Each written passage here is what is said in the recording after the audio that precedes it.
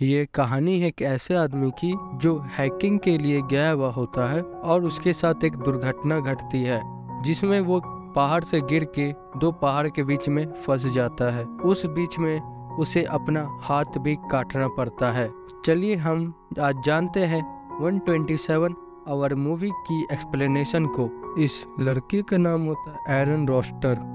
एरन hacking के लिए जाता है और वो जिस जगह पे जाता है वो पूरी तरह से वीरान होता है। वहाँ पे दूर दूर तक कोई नहीं होता और जब वो हैकिंग कर रहा होता है तभी उसे वहाँ पे दो लड़कियां दिखती है। दरअसल ये लड़की अपना रास्ता भूल चुकी होती है। एरन बोलता है क्या मैं तुम्हारी कुछ मदद कर सकता हूँ, और वो उन दोनों के पास जाता है और इनका नाम होता है क्रिस्टी और मैगन। एरन इन दोनों को सही रास्ता बताता है और इन्हें गाइड करता है और इन्हीं के साथ जाता है। और वो जब काफी आगे पहुंच जाते एरन इन्हें कहता है कि मैं एक और रास्ता जानता हूँ, मैं गारंटी देता हूँ कि आपको उस सफर में बहुत मजा आने वाला है। और ये तीनों के तीनों पहाड़ी दर्रों से आगे बढ़ना शुरू कर देते। ये रास्ता बहुत पतले होते और जब ये दोनों आगे पहुँचते एरन वहाँ से कूद जाता है। ये देख के वो दोनों डर जाते, इन्हें लगता है कि एरन गिर गया। तभी एरन नीचे से आवाज लगाता है क्योंकि नीचे बहुत सारा पानी होता। एरन उन दोनों को भी नीचे कूदने को कहता है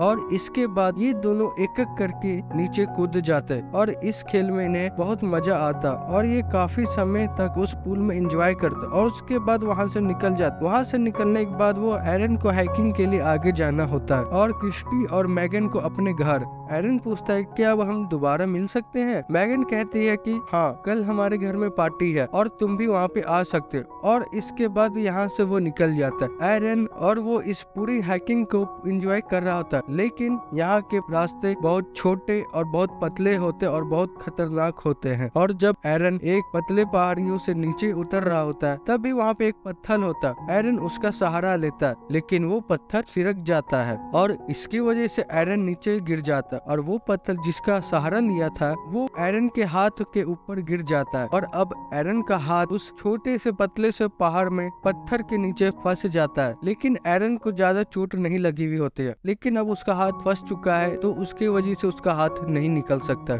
लेकिन वो बहुत कोशिश करता है अपना हाथ निकालने की, लेकिन उसकी सारी कोशिश वेस्ट हो जाती है। तब उसको लगता है कि उसका हाथ यहाँ से नहीं निकल सकता। वो मेगन और क्रिस्टी को जोर जोर से आवाजें लगाता है लेकिन उसकी आवाज वहाँ से बाहर नहीं जा सकती क्योंकि ये एक बहुत छोटी पतली पहाड़ी होता है और यहाँ से आवाज बाहर पहुँचाना जो कि बहुत मुश्किल है। इसके बाद एरन अपने बैग को खोलता है और उसके बैग में हाइकिंग का जितना भी सामान होता है वो सब के सब वो बाहर निकाल देता। उसने जो भी यहाँ पे सामान निकाला होता है उसमें छोटा सा नाइफ भी होता है और वो उस नाइफ की मदद से चट्टान को साइड से तोड़ने की कोशिश करता है, लेकिन ये एक बहुत मजबूत चट्टान है और इसके साथ साथ एरन का सीधा हाथ फंसा हुआ होता है, इसीलिए उसे उल्टे हाथ से काम करना बहुत मुश्किल लग रहा होता है। लेकिन फिर भी हार नहीं मानता, वो लगातार उसे काटना शुरू करता है और इसी दौरान उसका नाइफ नीचे गिर जाता है और वो उस नाइफ को हाथ से नहीं उठा सकता क्योंकि वो उसे दूर होता है। लेकिन वो फिर भी किसी तरह से उस नाइफ खींच लेता है और एक बार वो फिर से चट्टान को काटना शुरू करता है, लेकिन वो इस काम में पूरी तरह से नाकामयाब होता है और उसकी नाइफ की धार भी पूरी तरह से खत्म हो जाती है और अब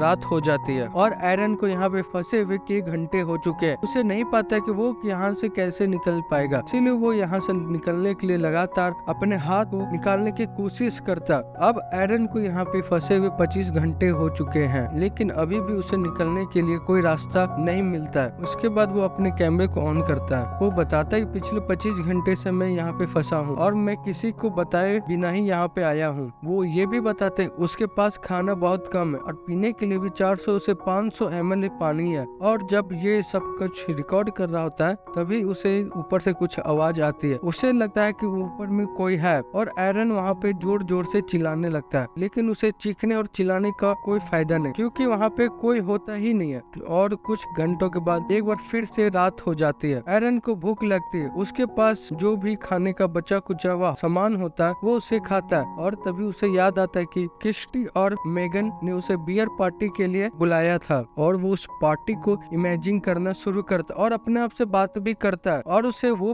पल भी याद आता है जब वो सैटरडे को अपने घर से निकल रहा होता है। उसी दौरान उसकी मॉम का कॉल आता है, वो उनका कॉल रिसीव नहीं करता, उन्हें नहीं बताता है कि वो हाइकिंग के लिए जा रहा है। अगर शायद उन्हें वो बता देता तो हो सकता था कि वो उसे ढूंढते ढूंढते यहाँ तक पहुँच जाते, लेकिन अब किसी को नहीं पता कि एरन कहाँ है। अब तीसरे दिन यानी कि मंडे को एरन एक पुली बनाता है। वो रस्सियों से उस पत्थर को बांधता है जो पत्थर उसके हाथ के ऊपर है, और रस्सी के दूसरे हिस्से से उस पत्थर को उठाने की कोशिश करता है, लेकिन बहुत कोशिश करने के बाद भी वो पत्थर हिलता भी नहीं। अब वो तीसरे दिन पीने का पानी भी खत्म हो जाता है, और जब उसे यूरिन आता है तब वो उस यूरिन को अपने बोतल में भर लेता है, क्योंकि उसे पानी नहीं मिलेगा तो वो मर जाएगा, और अब उसे अपना यूरिन पीना पड़ता है। यहाँ पे उसके पास कुछ भी काम नहीं है। वो छोटी छोटी बातों को ध्यान में रखता, वो इस जगह से हिल भी नहीं सकता। और इसके साथ साथ एरन को पहाड़ी दर्रे में एक दिन में 15 मिनट का ही धूप मिलता है। उसके बाद धूप वहाँ से चली जाता है। 3 दिनों के अंदर यहाँ पे भूख और प्यास से पूरी तरह से परेशान हो जाता है, और वो ये तय करता है कि अपने हाथ को काटेगा। वो अपने हाथ को ऊपर से अच्छे से बांध लेता है, और उसके पास जो नाइफ होता वो उससे अपने हाथ को काटने की कोशिश करता है, लेकिन अब उसकी धार खत्म हो चुकी है, जिसकी वजह से उसके हाथ की पतली सी स्किन भी चाकू से नहीं कटती है। और कैमरे में रिकॉर्ड करता है कि कभी भी आपको चीप प्रोडक्ट नहीं खरीदना चाहिए। और इस तरह से एक और दिन खत्म हो जाते हैं। एरन को पिछले दिन बहुत याद आ रही होती,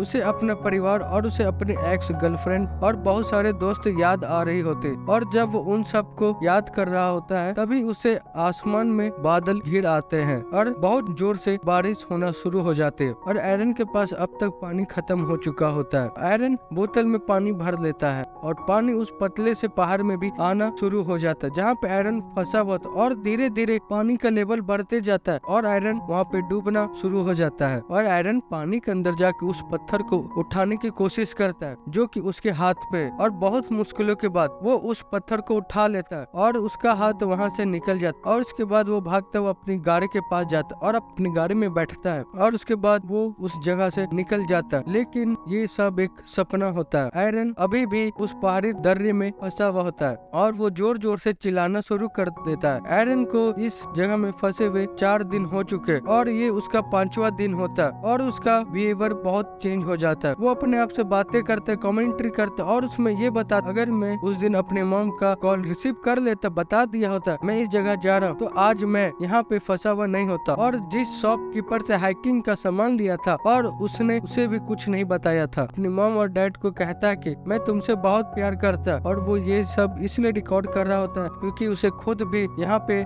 निकलने की उम्मीद खत्म हो चुकी है। वो प्यासा है, भूखा है, उसके शरीर में एक भी जान नहीं, और ये बहुत बड़ा पत्थर उसे हिला भी नहीं सकता। और अब एरन एक बार फिर से अपने हाथ को बांधता है, और वो चाकू जिसकी धार पूरी तरह से खत्म हो चुकी है, और अब अपने हाथ को काटने की कोशिश नहीं करता, बल्कि वह उस चाकू की फ्रंट को अपने हाथ में गाड़ना शुरू कर देता। चाकू उसकी हड्डी के तक पहुंच जाती है, और उसके बाद एरन कुछ भी नहीं कर पाता है। और उसके बाद एक दिन और निकल जाता है, और 6ठे दिन एरन बहुत ज्यादा कमजोर हो चुका। अगर वो यहाँ से नहीं निकला तो वो बच नहीं पाएगा। और एरन कहता है कि ये पत्थर जिंदगी भर मेरा ही इंतजार कर रहा था। जब से मैं पैदा हुआ तब से ये पहाड़ी दर्रा मेरा इंतजार कर रहा है, मेरी डेस्टिनी यही है। और वो उसी चट्टान पर RIP लिख कर, और अपना डेट ऑफ बर्थ लिख कर, और अपना नाम, क्योंकि अब उसने यकीन कर लिया होता है कि अब वो यहाँ से जिंदा वापस नहीं जा सकता। और अगली सुबह हल्का सा होश आता, उसे एक विजन आता है। वो उस विजन में एक बच्चे को देखता है जो कि उसका फ्यूचर सन होता है। वो अपने बच्चे के साथ देखता है कि वो खेल रहा है, तभी उसके अंदर एक आत्म शक्ति आती है, और वो अपने फंसे हुए हाथ को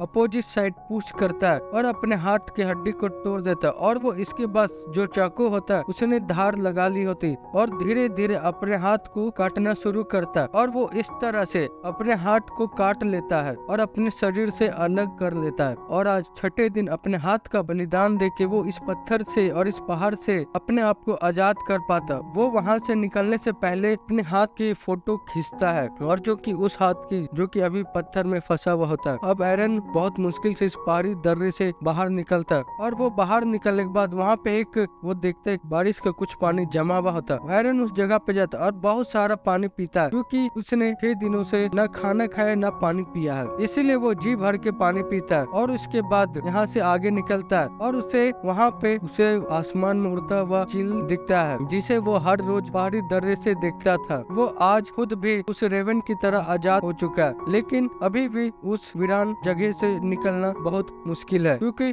ये कि बहुत बड़ा बियर्ड है। लेकिन एरन अपनी आत्मशक्ति को नहीं खो सकता है और उसे तभी एक परिवार दिखता है जो कि यहाँ पे हैकिंग करने के लिए आया हुआ होता है। और एरन उसे आवाज लगाता है और वो लोग उसके पास भागते हुए जाते हैं। वो एरन की मदद करने के लिए वहाँ पे सिक्योरिटी को बुलाते हैं और वहाँ पे कुछ देर के बाद एक हेलीकॉप्टर आता है और एरन को वहाँ से हेलीकॉप्टर में हॉस्पिटल में ले जाया जाता है। कुछ समय के बाद एरन ठीक हो जाता है और एरन ने जो उस बच्चे की विजन को देखा था आगे जाके वो सच होता है। 3 साल बाद एरन एक लड़की से मिलता है जिसका नाम जेसिका होता है और इन दोनों की शादी हो जाती है और इसके बाद एरन का एक बेटा होता है जिसका नाम लियो होता है। एरन ने इस 6 दिनों में मोट को बहुत पास से देखा था, लेकिन उसके बाद भी एरन अपना पैशन नहीं छोड़ता। वो अभी भी वो क्लाइंबिंग करता है और वो अब जहाँ भी जाता है ये नोट जरूर लिखता है कि वो कहाँ जा चुका है। और इसी के साथ ये कहानी यहीं पे खत्म होती है। आपको ये वीडियो पसंद आया होगा तो चैनल को सब्सक्राइब करें और लाइक करें। मैं मिलता हूँ इसके अगले वीडियो में, तब तक के लिए जय हिंद जय भारत।